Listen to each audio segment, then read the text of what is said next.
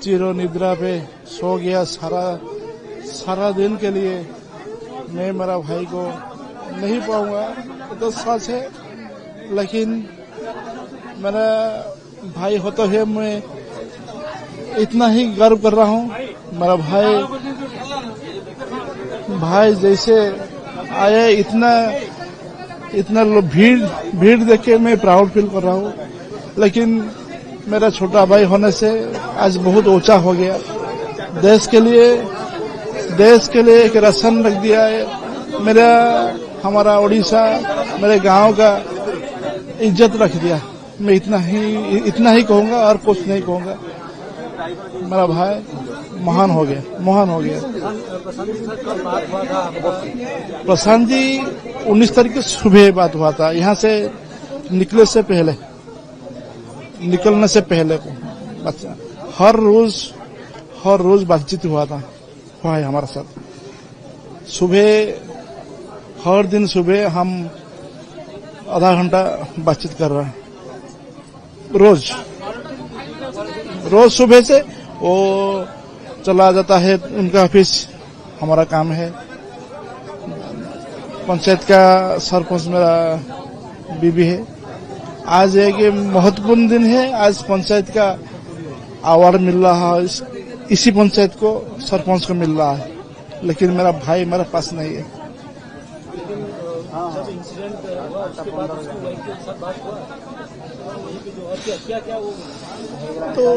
तो मैं तो बता चुका हूँ, इस दिन भी बता चुका था।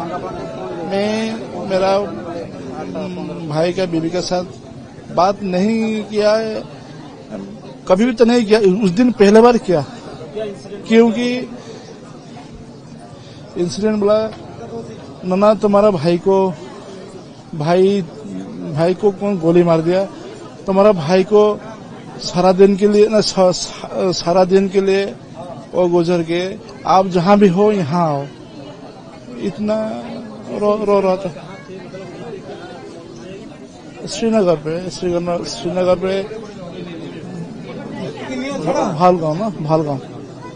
भैंसगांव।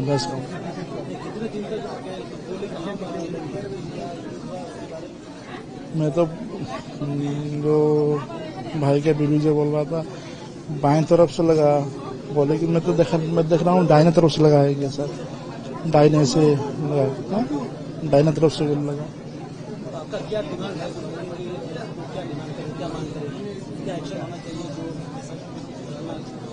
ये गवर्नमेंट कुछ एक्शन नहीं ले सकता, ये मेरे को अच्छी तरह से पता है। ऐसा कितने बार हुआ है, इंसिडेंट हुआ है देश के लिए। ये सब राजनीति के लिए लड़ रहे हैं, पब्लिक के लिए नहीं। पब्लिक की सुरक्षा नहीं दे सकता कोई भी सरकार, चाहे कांग्रेस हो चाहे बीजेपी हो। बड़ा बात कर रहा है। देश की सुरक्षा अगला दिन से पहले अभी देश के सभी जगह देखो हिंसा लग रहा है।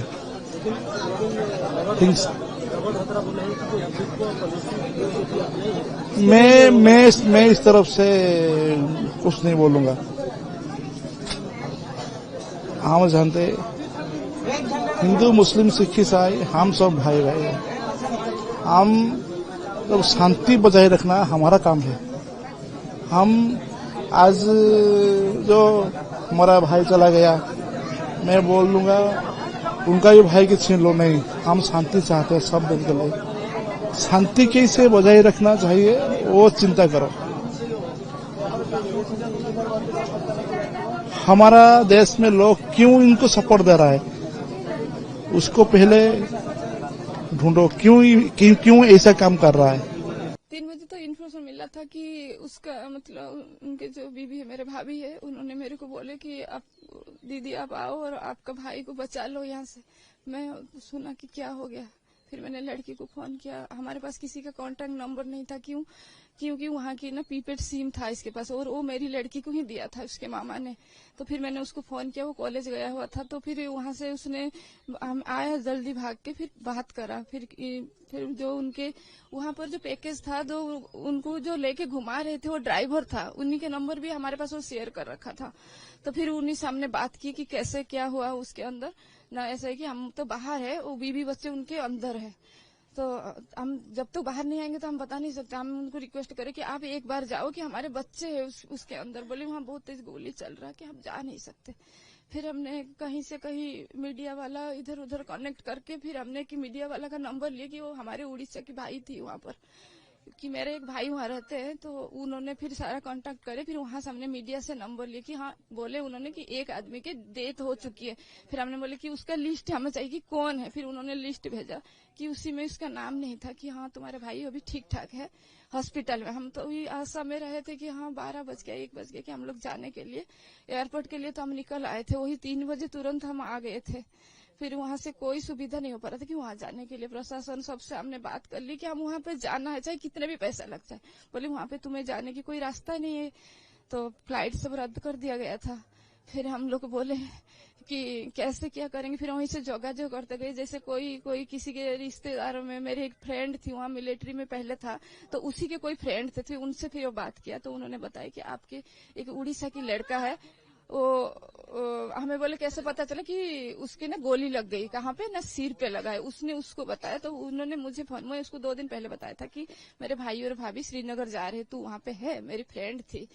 तो फिर उसने बोला कि नहीं मैं तो सीलन में हूँ। तो फिर मैंने बोली कि वो मेरे को फोन किया कि तुम्हारे भाई और भाभी गए थे और मैंने अभी सुना है कि हमारे बालेश्वर के एक लड़का को गोली लगा है। मैं बोली क्या नाम था उसके? नाम तो कोई डिस्प्ले हो नहीं रहा, हम लोग देख रहे थे, न्यूज बराबर देख रहे थे, कुछ हो ही नहीं रहा था। तो बोली कि वो न्यूज चैनल वाला ना छुपा रहे हैं। फिर हमने वहां से अंदर से बात किए है कि उनके सिर पे यहाँ पे गोली लगा है। तो हम बोले कि वो ठीक है कि नहीं, हमें इतना बता। बोले ठीक है तू फोन काट, मैंने वहाँ बात करता हूँ कि ठीक है कि नहीं, पता लगा कि फिर आप लोग को मैं बताता हूँ। तो फिर उन्होंने अंदर से बात करी तो पता लगा, उसको पता चल गया था कि वो उसी टाइम ही उसी का डेथ हो गई थी। और उसने मुझे नहीं बताया कि हाँ कहाँ पर है तुम लोग। मैं बोली कि हम दिल्ली एयरपोर्ट है। बोले तुम जहाँ पे हो वहीं पर रहो, अभी तुम्हारे पास आ जाएगा लिस्ट। फिर उन्होंने हमारे नंबर ले लिए थे ओटीपी वाले। फिर वहां से उन्होंने फोन किए, फिर वो भेजे लड़की के पास। वो लड़की को पता चल गया कि इसके मामा की डेथ हो गई, मगर मुझे नहीं बताया कोई। तो फिर मैंने बोला कि कैसे उनके पास जाएंगे। फिर वो बीवी बच्चे दोनों अलग अलग थे, बीवी को अलग रख दिए थे बर्थडे के लिए। तो हाँ बर्थडे थी 17 तारीख को चला गया था।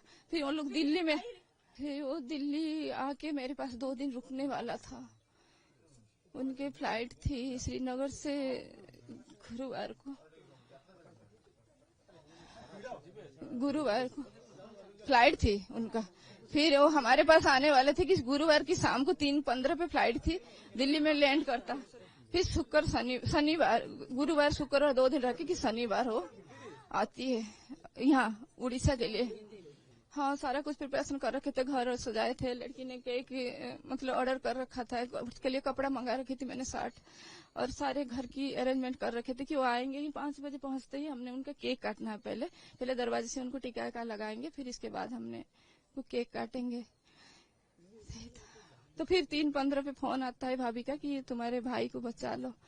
फिर हमें तो सब कुछ छोड़ के वहाँ घर में ताला लगाया ना। हमने माँ बेटी तीनों थे, उनके पापा नहीं थे, दूर थे, नोएडा रहते थे। तो हम तीनों ने वहाँ एयरपोर्ट के लिए निकल चुके थे। हमें नहीं पता था कि हम कहाँ जाना है।